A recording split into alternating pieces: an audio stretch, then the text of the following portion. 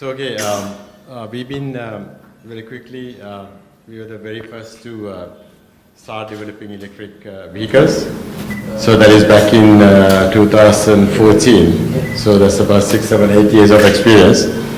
So by the time that we've been developing electric vehicles, only very few companies are there. It was ourselves. There's a company called Rimac. There's another company called, you guys will know Tesla. So they've been there for a while. And we had another company called Lightning. So those are the very few companies who was there when we started developing these kind of cars. So instead of making a very small vehicle with low power, we take on the gamble and the risk of developing the most high performance vehicle somebody can ever make. So our car, in the very beginning, we had a very, and our specs were like 0 to 60 has to be under 3.1 seconds, so 3.2 seconds. And then we need to do at least about 240 kilometers max speed, but we won't reach to about 350 kilometers. And then we want to do at least about 300 kilometers per charge. And we want to develop every single part and component in Sri Lanka, so the batteries in Sri Lanka, the ECUs in Sri Lanka, you call the motor controllers in Sri Lanka, every single part to be developed. And when you develop a very high performance car, the problems are we are running very high power. So we are running at about 600, 700 volts, and every single time continuously use about 600 amperes and 700 amperes. So these are extremely high currents and voltages. So when you develop these kind of technologies, you have to be extremely careful because we didn't have these kind of expertise back then. So we've been, we have invested millions of dollars of educating people and burning the stuff and learning on the hard way. But unfortunately, nobody else had the things. The Tesla had the know-how, but Rimac was starting, and they actually had some kind of know-how, but they never developed a motor controller. And today, Rimac is valued at about $6.5 billion. They actually been funded by Porsche, and it's been again taken over by, they have taken Bugatti as well, so world fastest car. Recently they made a land record of 412 kilometers per hour. It's a Croatian car, Croatian manufacturer. Croatia never started to build cars before, but the first time they ever made something, and they made spectacularly well. So we came like 6, 7 years later, and so we work in that particular game. And so for us, the other few things are, we have a car, now we need to get it charged. So we start charging networks. So we made our own chargers, and so we looked at all the different chargers, and we developed every single thing from scratch, so that we are the most reliable chargers. We probably have about 600, 700 chargers around the country right now. So pretty much you can go around in Sri Lanka with our charging network today.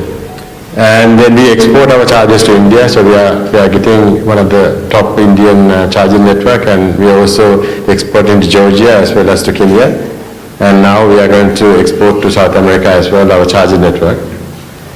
So again, that we start a tuk-tuk, and we are releasing the tuk-tuk next month.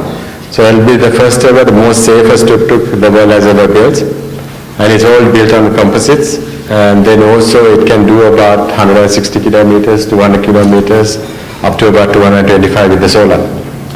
And it also have air conditioning and doors and stuff like that. So you're all most welcome to come on the launching date when you do that. So then we developed one of the fastest motorbikes, so the dirt bikes. So it's a very high performance dirt bike. And then also a scooter. And the third one we are doing is a bigger Harley Davidson kind of bike, so where you can do about 350 kilometers per charge. So we do have a wealth of experience, and we actually have our charging networks connected to solar, and we made our own inverter and own storage batteries. So home storage batteries and home inverters. So we have the whole idea is to get the renewable and then get it to charge into our vehicles and run on the roads, and then also power the house using your own cars. So it's called the V2H and V2G, so vehicle to home and home to vehicle. So that you'll have the complete loop that has been connected from renewable power to renewable energy to renewable transportation. So our whole idea is to help anybody on this particular industry. so that we have breadth of experience on batteries to controllers to ECUs to you name it, because most of the companies who came after that, Chinese companies, Japanese companies, they did not have that kind of expertise. That's the reason that we had Nissan failure, because they didn't develop the battery pack with the coolant. So there are so many things that we know about the existing cars. So I can talk to you that one later, but I just want to give you some kind of introduction of what we do and what we manufacture. And it's for us, it's a good. And at Sri Lanka, we never thought that we were going to be a car manufacturing destination. So after we done the Vega, a lot of people like suddenly woken up and suddenly saw that, my God, we can do all these things in Sri Lanka. So hopefully be one of the largest investors in R&Ds. There are so many things that we've been developing. One is the battery cell. So now we have actually breakthrough for lithium.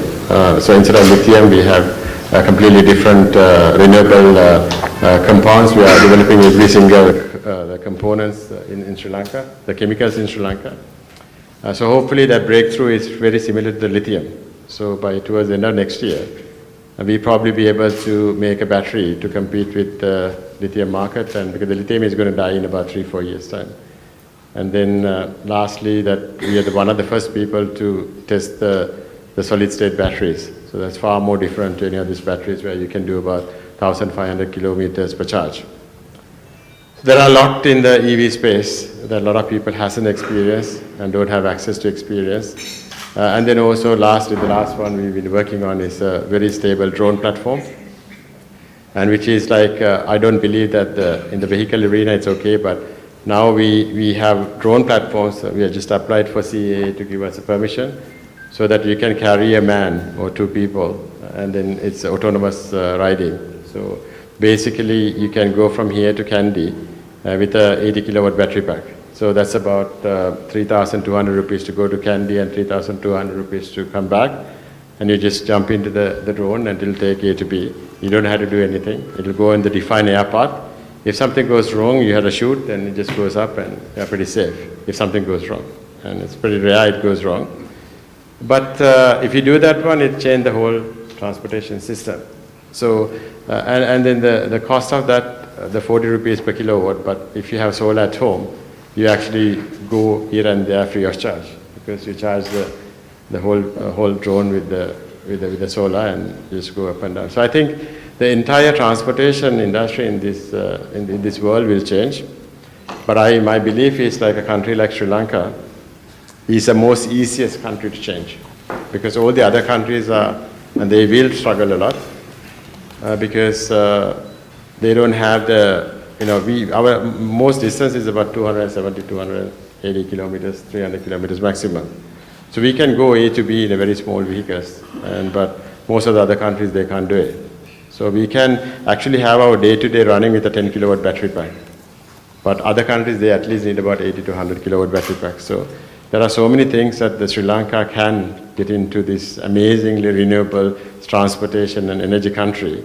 And I don't solely, I think whatever happened recently is a blessing or disguise for us. Because now everybody has woken up and suddenly I like the people to have more power cuts because then they will look for renewable solutions. And then they don't disturb the environment. And so all these things I can explain later, but our whole idea is it's just a passion, not the business. So just to make sure that this whole world become green. So we want to help to make this whole world green. So that's the reason that we invested so much of money in order to make this world green. Thank you.